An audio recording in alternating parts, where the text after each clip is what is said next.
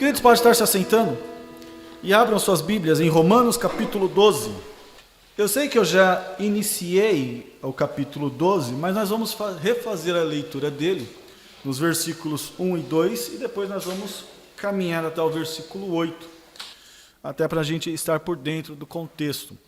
Outra questão importante dada em Romanos é que toda aquela questão do que chamava a atenção de como nós deveríamos ser, de o que alcançamos por meio da graça, os benefícios que nós tivemos e que nós temos por sermos salvos, todas as indagações que o apóstolo Paulo menciona, no campo teórico, ficou para trás.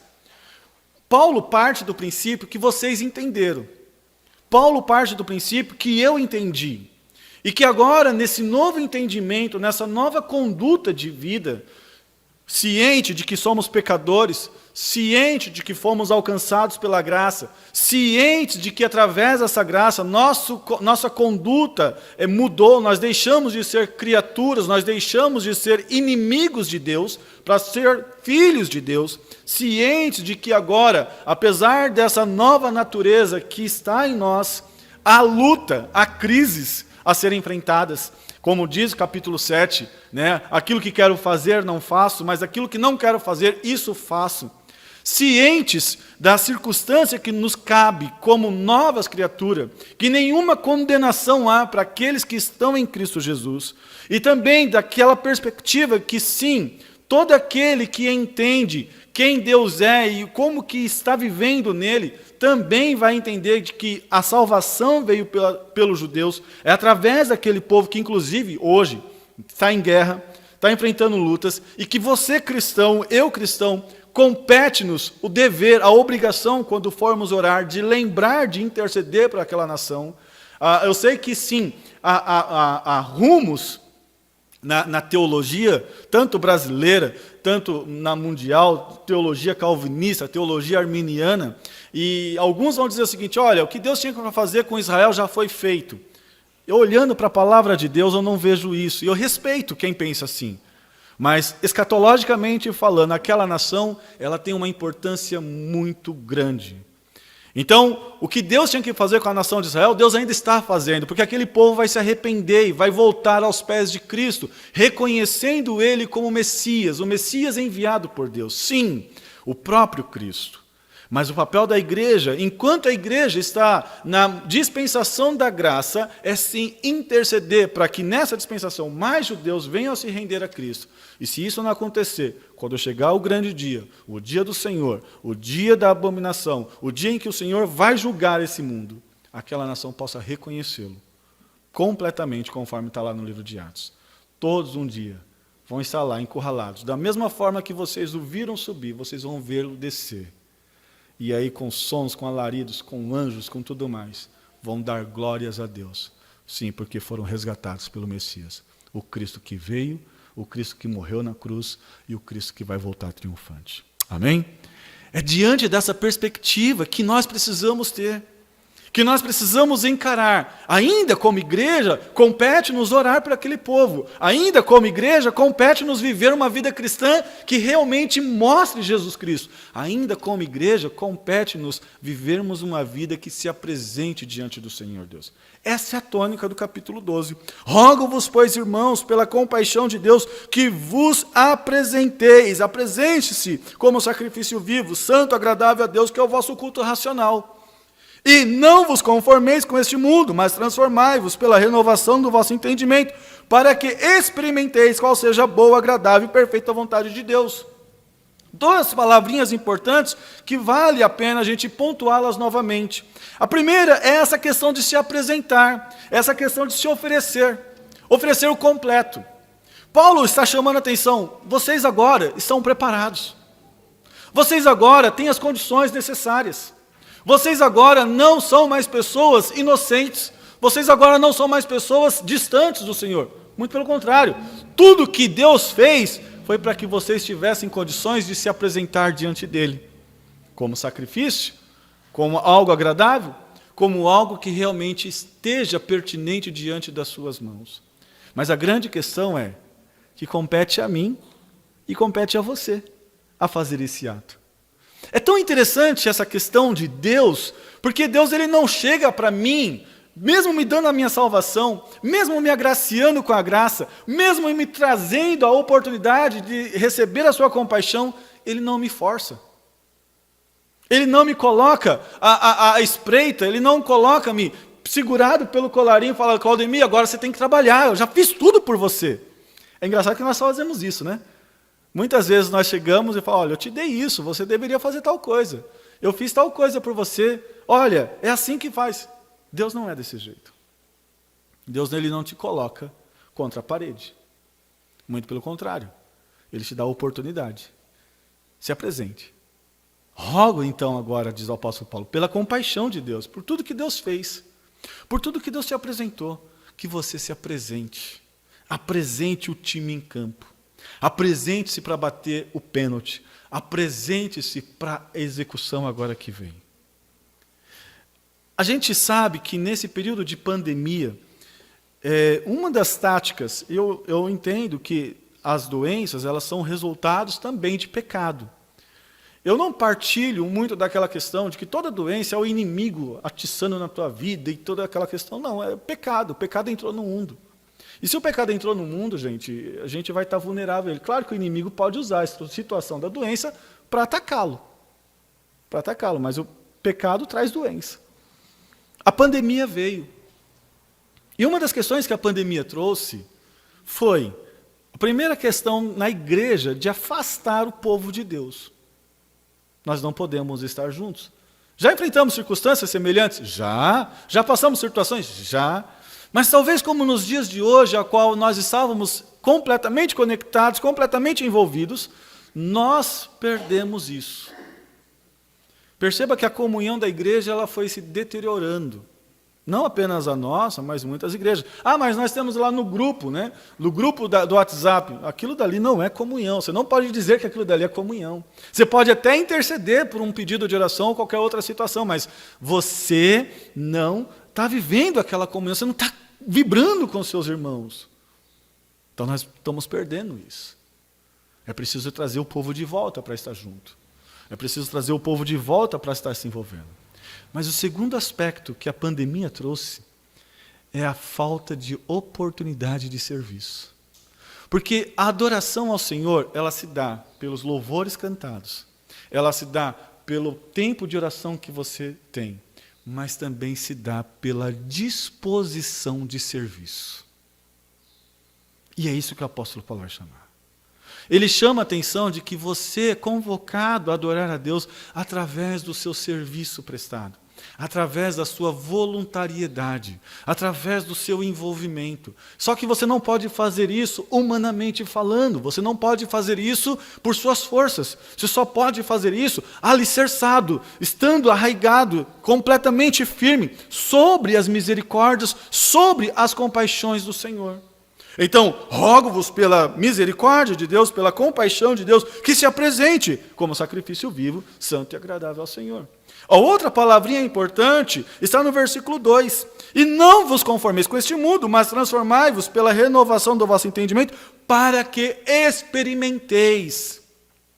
É interessante porque na versão atualizada, ela chama a atenção ao seguinte: e não vos conformeis com este mundo, para que mas transformai-vos pela renovação do vosso entendimento, para que experimenteis qual seja a boa, agradável e perfeita vontade de Deus. Uma das maneiras que a gente olha para algumas versões, é a mesma questão, aqui vai pegar diferente agora. Versículo 2, não se amoldem aos padrões deste mundo, mas transformem pela renovação da sua mente, para que sejam capazes de experimentar. Essa expressão, ela chama a atenção. Antigamente você tinha as moedas, o Caio que vai lembrar desse tempo, o Silvio, essa turma um pouco mais velha, vai lembrar que antigamente você pegava as moedas, o que você fazia? Você trazia até a boca e mordia. E por que você fazia isso? Para ver se aquela moeda era verdadeira. Por quê? O metal que a moeda era feita, ele não era um metal extremamente duro, ele era um metal que você mordia, ele ficava marcas do dente. Maleável, obrigado, Pedro. E essa era a expressão que se tinha, quando chama a atenção de que você possa experimentar algo aprovado. algo confirmado. Em outras palavras, pegava-se uma moeda e aí a pessoa, né, o dóquimo, que a palavra no próprio original chama a atenção disso, ele pegava aquela moeda e ele tinha sua honra, ele tinha o seu valor. Então, ele não negociava moedas falsas. Ele não negociava, porque era questão de honra. Então, cada moeda, se você for olhar algumas moedas antigas, principalmente do Império Romano, você vai ver que elas não são redondinhas por completo, que elas têm marcas de dentes, porque a pessoa fazia exatamente aquilo, ela pegava para provar que aquilo dali era de grande valor. Então, olha que interessante que o apóstolo Paulo diz: vocês agora que estão alicerçados na compaixão do Senhor, vocês agora que estão aprendendo, que estão sendo oferecidos como sacrifício vivo, santo e agradável a Deus, vocês agora têm uma responsabilidade de transformar este mundo e experimentar, provar algo valioso na vida de vocês. E ele vai começar a apresentar então o que era esse algo valioso. Ele vai chamar a nossa atenção de que é essa maneira de você se apresentar agora na igreja, no corpo de Cristo. Versículo 3, então, ele descreve: porque pela graça que me é dada, digo a cada um dentre vós, que não saia mais do que convém a saber, mas que saiba com temperança, conforme a medida da fé que Deus repartiu a cada um. Por isso, pela graça que me foi dada, digo a todos vocês, ninguém tem a si mesmo um conceito mais elevado do que deve ter, mas ao contrário, tenha um conceito equilibrado, de acordo com a medida da fé que Deus lhe concedeu. Em outras palavras, o apóstolo está chamando a atenção o seguinte: vocês agora receberam poderes, vocês agora foram capacitados, vocês agora têm privilégios, mas antes de vocês se enaltecerem, antes de vocês se vangloriarem, baixem a bola. Baixem a bola. Porque o que vocês têm, o que vocês são, vem de Deus. Baixem a bola. Vamos usar essa expressão bem coloquial, né? Bem prática. Segurem a onda. Porque sim, vocês agora têm um poder incalculável. Vocês podem transformar este mundo. Vocês podem fazer este mundo realmente ficar de pernas pro ar, não por conta de uma pandemia, mas por conta da vida que vocês têm diante do Senhor Jesus. Vocês podem, nem ontem foi o dia da família, vocês podem, com a família de vocês, impactar este mundo, com toda a transformação que a sua família vem sofrendo, com toda a transformação que Deus vem operando na sua família. Você pode impactar os seus, você pode impactar os seus filhos, você pode impactar seus pais, você pode impactar seus amigos, porque Deus operou graça na sua vida. Mas segure a onda. Segure a onda.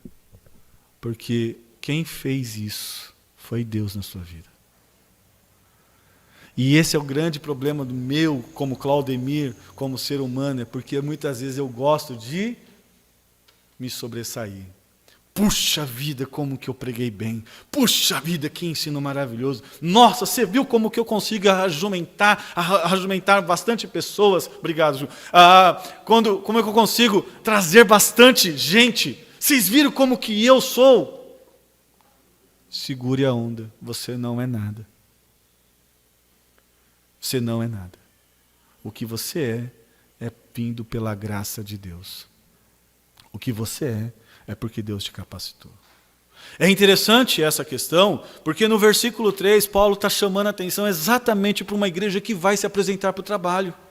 Paulo vai chamar a atenção exatamente de uma igreja que precisa agora estar entendendo o seguinte: nós somos capacitados, nós temos algo agora para fazer, Deus nos deu, e quanto a isso nós precisamos tomar cuidado, porque muitas vezes o meu orgulho vai se sobressair sobre aquilo que Deus me deu, e aí não vai ser mais para a glória de Deus, porque a minha função e a sua função, enquanto cristão, é vivermos unicamente, exclusivamente, para a glória de Deus.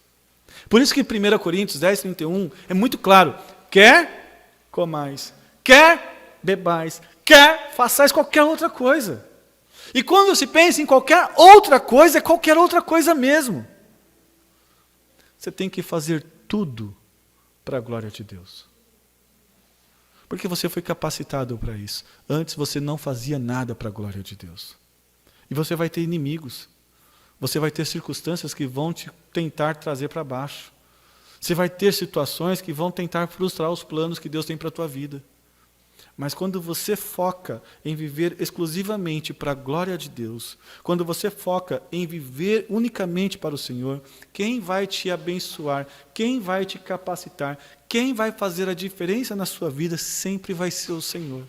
Nunca vai ser o homem. Nunca vai ser você mesmo. E a sua vida vai ser uma vida a qual você vai glorificar o nome do Senhor. Portanto, a maneira de você se apresentar, apresente-se com toda a humildade diante do Senhor. Apresente-se com toda a humildade diante dos seus irmãos. Apresente-se com toda a humildade diante de si mesmo. Porque você, meu irmão, e eu, nós só somos alguma coisa porque Deus nos capacitou. Nós só somos algo porque Deus transformou as nossas vidas.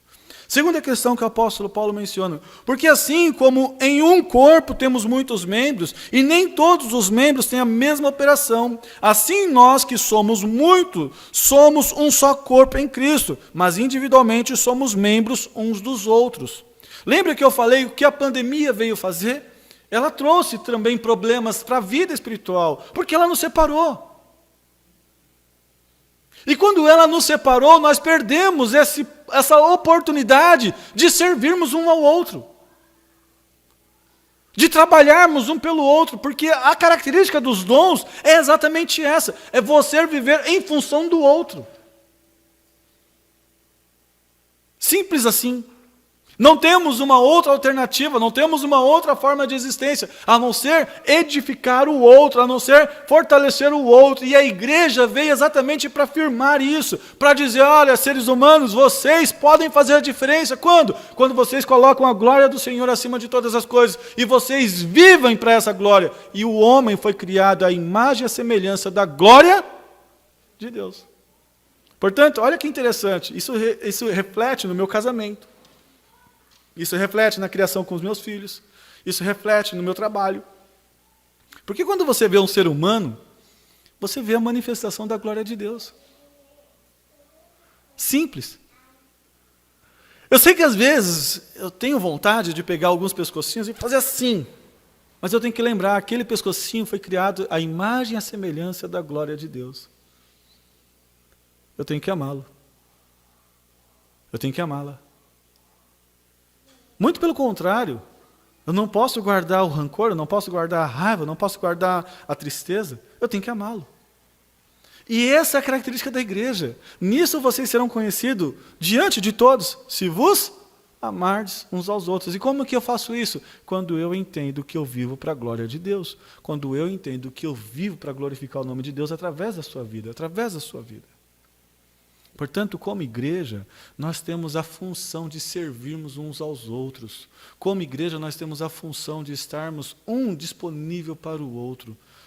Usando os talentos, usando os dons, usando o que Deus nos deu. Deus nos agraciou, Deus nos capacitou para servirmos. Eu não sei cantar, eu não sei, às vezes, pregar, eu não sei ensinar, mas Deus te deu algo para que você sirva. Para que você esteja engajado, para que você esteja envolto. E um dos melhores sentimentos que nós temos na igreja é quando nós estamos servindo. É quando nós estamos no trabalho, quando nós estamos na labuta. Há cansaço? Claro que há. Há fadiga? Claro que há. Há, às vezes, chateação? Com certeza, você está lidando com o ser humano. Você está lidando com o material mais complicado que veio a existir depois do pecado. Foi criado perfeito, mas o pecado deixou ele tortuoso. Mas ainda assim, foi quem Cristo veio, morreu e se sacrificou. Vale. Quando você se dispõe a servir ao outro, você não está simplesmente fazendo uma obra de caridade, você está fazendo algo com maior valor. E não tem lugar melhor de você externar isso, onde seja chamado de igreja. Então Paulo descreve para a gente exatamente assim, nós somos um corpo. Um corpo. Não existe nesse corpo peças ou funções ou características mais importantes do que o outro. Não existe. Porque todo ele trabalha em comum acordo para defender-se, para ajustar-se, para cuidar-se. Todo ele defende a única questão pela qual Paulo vai chamar a atenção lá em Colossenses, capítulo 1, versículo 18, que é o cabeça, que é a pessoa do Senhor Jesus Cristo. Todo o corpo vai voltar sua atenção para isso. Perceba quando você cai, você automaticamente você protege a sua cabeça. Perceba quando você vai sofrer qualquer situação, automaticamente a sua cabeça é a primeira coisa defendida. Você vive em função da cabeça. E o cabeça da igreja é a pessoa do Senhor Jesus Cristo. Portanto, é o corpo ajustado, é o corpo unificado que vai glorificar o nome do Senhor. É o corpo estando unido, é o corpo bem voltado que vai glorificar o nome do Senhor. Você e eu, nós somos chamados exclusivamente com essa finalidade, de vivermos unidos, de estarmos trabalhando em conjunto. Nem todos os membros vão ter a mesma operação, vamos ter cada um diferenças. E essa é a beleza do fato de sermos igreja. Porque imagina se todos nós fôssemos pastores e pregadores. Como que seria? Ia faltar dia no ano para poder ouvir mensagem. Uma que talvez você não ia parar para ouvir, porque você também fala. Outra que talvez você não ia ter aquela sensibilidade, porque você é pregador. Imagina se todos nós que estamos aqui fôssemos pessoas com um dom de misericórdia. Não ia dar jeito. Ia ser uma lamentação só. Ou um consolador. Ia ser um chororô daqueles. Uma igreja emotiva. Ou imagine se essa igreja fosse uma igreja só de pessoas que ensinam através do cântico. Porque cantar também é ensinar. Imagina como seria? E o problema do músico é que às vezes ele quer se sobressair em cima do outro, né? Então está aqui o tecladista, está ali o baterista, está ali o contrabaixista, está ali o violonista, o guitarrista, assim vai. E eles estão tocando. Qual que é a grande questão que a gente tem maior dificuldade no ministério de louvor? A cidadão está aqui nessa tecla aqui, aí ele toca, aí o outro olha, por que ele está tocando tão alto? Eu ergo o meu também. Aí o outro vai lá e faz a mesma coisa. Imagina só, fuzuê que não daria. Aí quem canta? Quem canta se esguela. Né? Se você tiver um fôlego igual ao da Rúbia, vai bem. Mas se não, está encrencado. A Rúbia agora está até sem fôlego. Está ali. Né? Está meio complicado. A falta de respiração. Precisa de 10 bombas. Por que eu chamo a atenção disso? Porque cada um de nós temos funções na igreja que vão servir um ao outro. E Deus te capacitou para isso. Deus te capacitou para isso. Mas quando a gente fica simplesmente parado, sentado e sossegado, nós estamos contribuindo não para a edificação do corpo, mas para o afundamento do corpo.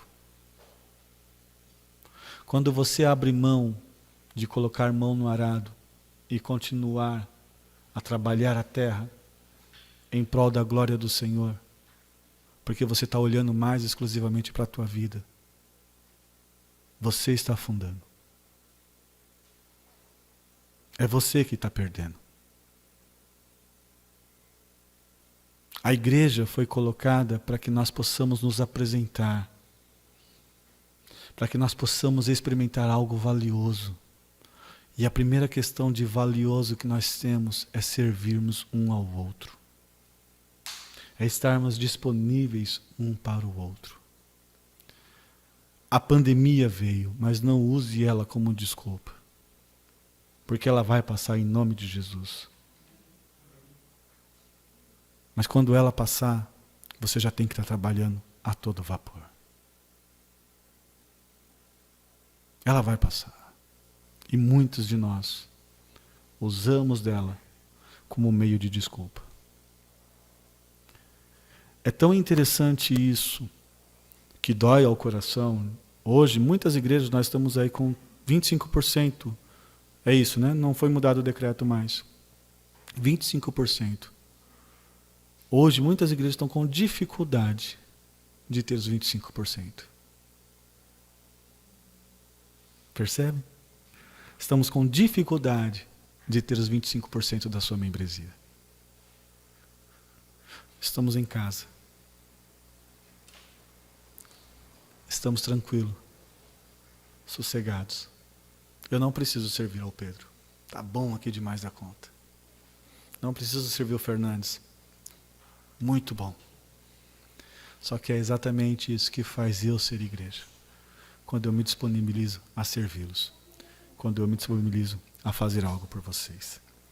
De modo que, tendo diferentes dons, segundo a graça que nos é dada, se é profecia, seja segundo a medida da fé. Se é ministério, seja em ministrar. Se é ensinar, haja dedicação ao ensino.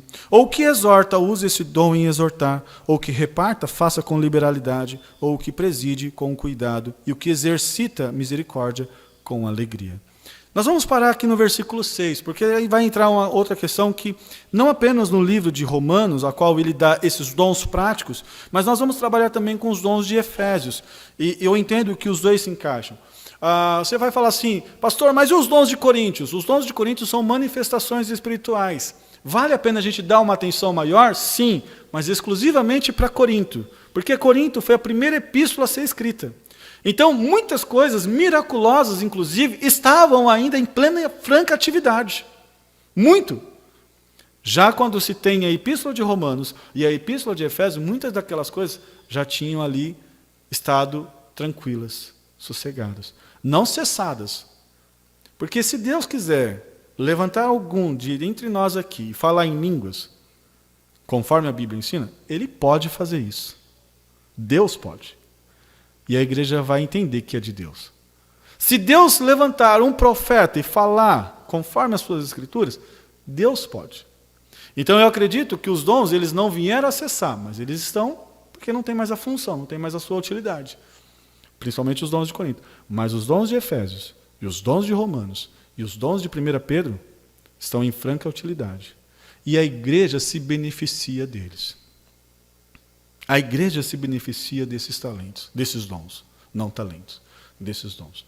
Porque através deles, conforme diz o Paulo lá no livro de Efésios, eles que servem para edificação do corpo da igreja.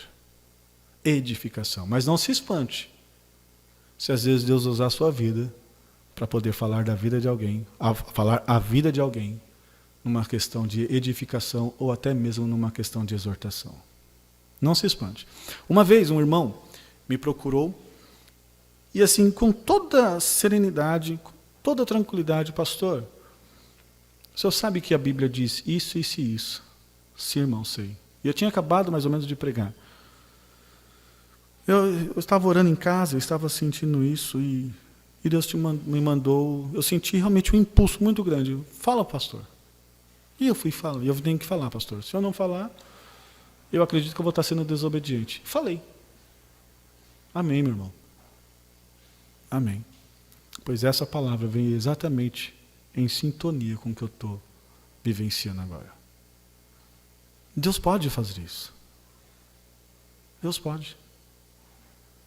Eu não posso ser tão tradicional de achar que Deus não vai usar mais o seu povo, usar a sua palavra. Sabe aquela ideia do engessado? Não, Deus pode usar vocês. Mas para isso, lembre-se do princípio. Rogo-vos, pois, irmãos, pela compaixão de Deus, pelas misericórdias de Deus, que vos apresenteis. Se coloquem.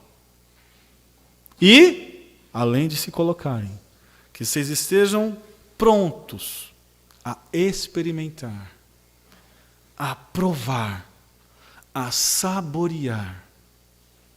Essa palavra, gente, ela é fantástica. A saborear a boa, a agradável e perfeita vontade de Deus. Como? Quando você começa a viver em toda a humildade diante do Senhor Deus. 2, como? Quando você entende que você vive unido com o corpo. 3, como? Quando você se dispõe a servir um ao outro. Amém? Vamos colocar de pé e vamos orar? Nós vamos ter um tempo de oração em prol da nossa irmã Jaci. A irmã Jaci, graças a Deus, cada dia a gente tem tido respostas, né? E assim a gente tem que louvar por cada passo que Deus está nos dando, por cada circunstância que Deus vai nos apresentando. Então, ontem tivemos uma notícia satisfatória, o edema parou o sangramento, então as coisas já estão meio ajustando. Mas ainda corre riscos, como qualquer cirurgia, como qualquer outra situação. Então é importante, como igreja, como corpo, isso não pode sair da nossa memória. Outra questão que eu gostaria que nós orássemos pela salvação. Quando em 1998, acho que foi mais ou menos isso, 98 ou 95, alguma coisa, quando governador Covas, foi 95 a 90, 94 a 98, é isso, né? Vocês não lembram? Não é da época de vocês? Isso, obrigado, senhor. Ajuda, né? Que a gente tem 10 anos ali, facilita a vida. Né? O Covas também teve questão de câncer. E o governador Covas, ele teve uma questão interessante, porque ele não ficou no Sírio-Libanês, ele não ficou nesses hospitais glamurosos, ele foi para um hospital público. Né? E ali ele recebeu seu tratamento e toda a questão. E uma criança impactou a vida do governador Covas. Inclusive, aquela criança trouxe a ele a mensagem do Evangelho. Se ele se converteu, se ele não se converteu, eu não sei dizer. Mas eu sei que sim, surgiu uma notícia de que aquela criança tinha impactado a vida dele com a mensagem do Evangelho. Passado alguns anos, nós temos o sobrinho neto dele, né? O prefeito Bruno Covas, que está na mesma situação. Eu ia dizer essas porcarias velhas, mas essa é só lá em casa, né? Eu amo os meus filhos, né? Assim que eu chamo eles, né? Vem cá, minhas porcarias velhas. E uma foto do Bruno Covas com seu filho, aquilo mexeu comigo, né? Também. E assim, irmãos, a gente precisa orar. Orar pelo conforto. Os médicos desenganaram. Os médicos falaram que não tem mais jeito. Mas a Bíblia diz que tudo é possível ao que crê. Deus pode mudar a história da vida daquela família. E eu queria que nós levantássemos um clamor em favor da vida da nossa irmã Jaci e em favor da vida do prefeito da cidade de São Paulo, o Bruno Covas. Deus está no controle. Também.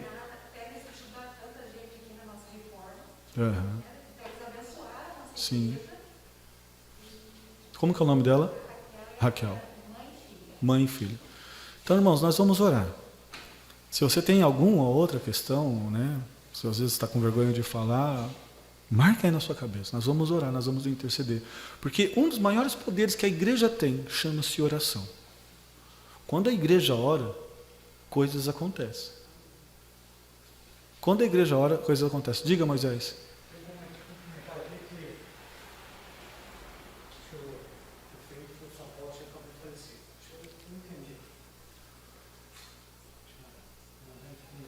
Ok, então nós vamos orar pela família. Pedir o consolo de Deus pela família. Né, para que Deus ele intervenha nessa situação. Né, ele realmente conforte o coração dessa família que está enlutada. Vamos orar? Deus, se algum outro irmão também quiser orar, fique à vontade, por favor. Deus, o Senhor é soberano, o Senhor é poderoso. E quantas notícias, ó Deus de amor, nós estamos tendo nesses últimos dias. E a única coisa que a tua igreja no momento pode fazer é se encurvar a sua fronte, cobrar os seus joelhos quando pode, é orar e clamar ao Senhor. Deus, essa família que nós acabamos de mencionar, que enquanto havia vida, Deus de amor, havia esperança de algo do Senhor, possivelmente surge uma notícia que aterroriza o coração dos seus familiares e também daqueles que conhecem a Deus de amor e que já ouviram falar. Nós pedimos o conforto do Senhor sobre a vida da família Covas. Deus, nós não conhecemos de conversa, nós não conhecemos de lidar, nós conhecemos pela vida pública que tiveram e assim vai sucessivamente. Mas naquela família, há esposa, há filhos, há mães, a pais, tios, pessoas que estão chorando agora. E nós pedimos o conforto do Senhor sobre eles. Eu espero em Ti, meu Deus de amor, que sim, o prefeito tenha tido a oportunidade de ouvir da Tua palavra. Que ele possa ter se rendido aos Teus pés. Minha maior petição, ó Deus de amor, que isso tenha acontecido. Se não, ó Deus de amor, que os seus familiares assim possam ouvir. E possam assim, pelo Senhor, serem confortados. Também clamamos pela vida da nossa irmã Raquel, pela vida da sua filha, que estão com Covid, estão internadas. Deus, quando alguém surge com o aspecto de que pegou Covid, nosso coração já estremece todo. Nós já ficamos completamente trêmulos. Porque nós sabemos que essa enfermidade, ó Deus de amor, ela não existe aí por brincadeira. Não é apenas uma gripezinha. Ela realmente causa estrago e muito forte. Nós pedimos em nome do Senhor Jesus Cristo, ó Deus querido, que o Senhor vá ao encontro dessas nossas irmãs. Restaure as suas vidas, assim como aqueles que estão junto com elas naquela enfermaria ou naquela UTI. Que Deus de amor, em nome do Senhor Jesus, restaure a vida. Nós estamos falando hoje na tua igreja que a tua igreja é viva, que a tua igreja, ó Deus de amor, ela recebeu a compaixão, recebeu a graça do Senhor porque ela é viva. E com a sua vida ela pode fazer a diferença um na vida do outro. Mas em se tratando também da vida física, Deus de amor, nós sabemos que sim, há enfermidades que tiram a gente de circulação. Então, em nome do Senhor Jesus Cristo, eu te peço que vá ao encontro dessas vidas. Opere graça, meu Deus de amor, opere misericórdia e opere cura, em nome do Senhor Jesus Cristo. Use alguém, ó Deus de amor, para orar. Pois a tua palavra diz que a oração do justo pode muito em seus efeitos.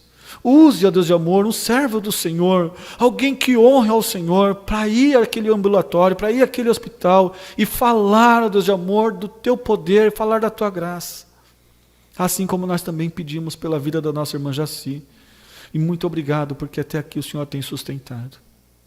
Continue operando graça e misericórdia. Fortalecendo, ó Deus de amor, cada dia mais, ó Deus de amor, mostrando que quem está no controle é o Senhor.